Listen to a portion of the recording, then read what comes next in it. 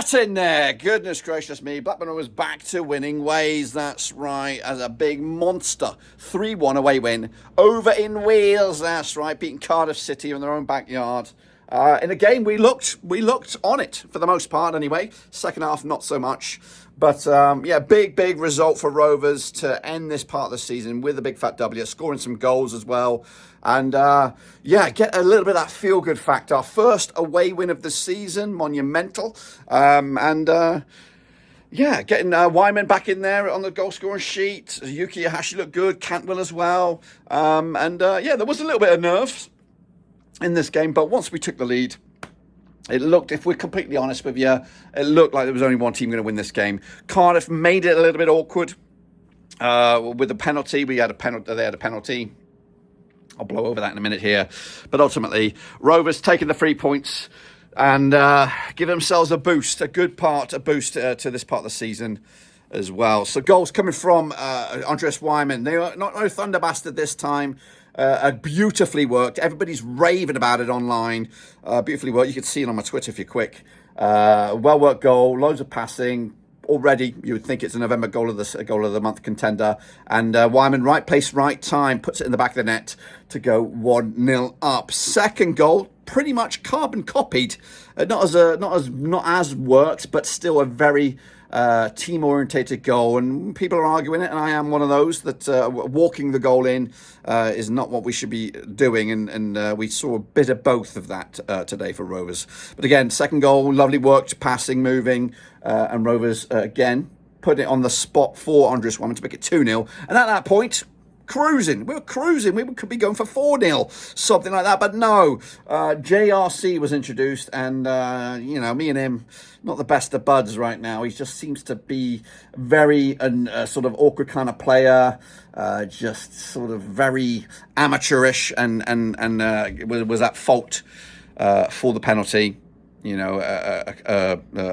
arm in the face kind of thing, or arm in the head sort of area, which resulted in the penalty for Cardiff, which was saved for Ainsley Pears. He did save the first effort, but Turnbull was right on the mark there to put on the rebound. So 2-1, nervy times. And of course, it looked at that point that Cardiff were going to get something out of it, and that would have been terrible for Rovers, because I don't think Cardiff really deserved anything, not even a point. I think Rovers were the better side, and we'll talk more about how the actual the result means, because it was not just a win. It's its importance, the significance behind it. The third goal, of course, I've been screaming out for the guy, not the butcher, not the candlestick maker, but the baker. That's right. Get Lewis Baker on. He can score. He's got a foot on him. He ain't afraid to shoot, and he shot today from distance.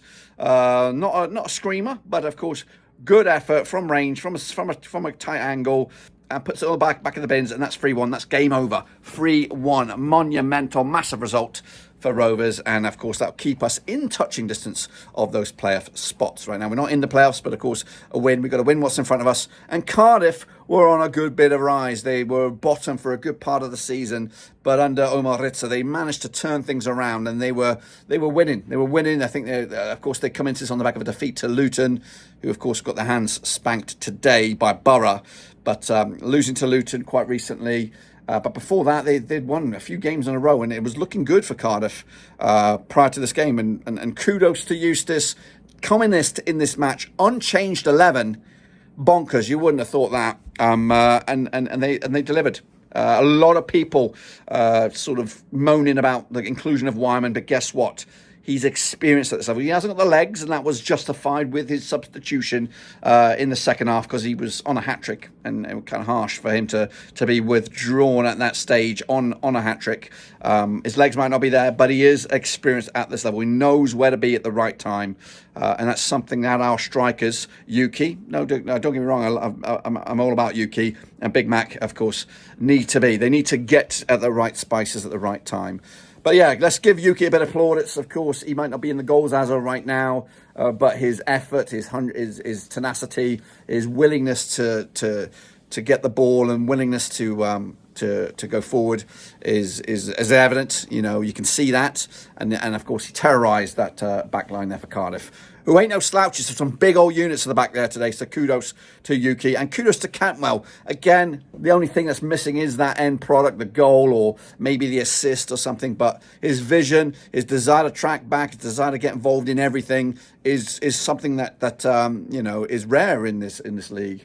So I think we got ourselves a gem there, and long may it continue. Long may it continue. Anyway, Rovers coming out on top with a monumental 3-1 away win in Wales to go into international break. Let's get recuperated. Let's get Owen Beck back. Let's get Tyree Stoner back off. Of course, he was on suspension, and Sigurdsson as well, and maybe come back a little bit more refreshed, recharged, and ready to go for Portsmouth in 2 weeks' time. That's it. Subscribe, smash the like. Of course, the next time you see me, I don't know, I might be doing the watch long, I'm not too sure, but anyway, we would have had the results of the Football Content Creator Awards, so fingers crossed we get a little bit of accolade, of course, then. But until then, subscribe, smash the like, catch you later. I am done right here, right now.